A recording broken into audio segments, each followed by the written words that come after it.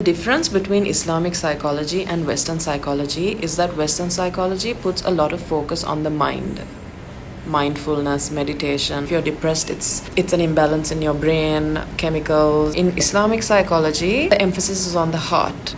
Everything that we do with our five senses affects our heart. So with our eyes, what are we looking at? Are we constantly watching porn? Are we looking at people of the opposite gender?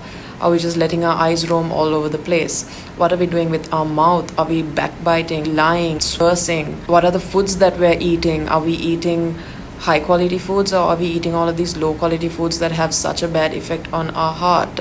What are we listening to? Are we listening to trashy music? Are we listening to bad lyrics, or are we listening to the Quran? Are we listening to people backbite, people gossip, people swearing? Are we touching people of the opposite gender? All of these things affects our heart, which will in turn have an impact on our mental state, which is why depression and anxiety is on the rise, and which is why people can't find a permanent solution for depression, because everyone is trying to treat it on a mind level. If you're trying to treat it on a mind level, you're going to be depressed and anxious for the rest of your life.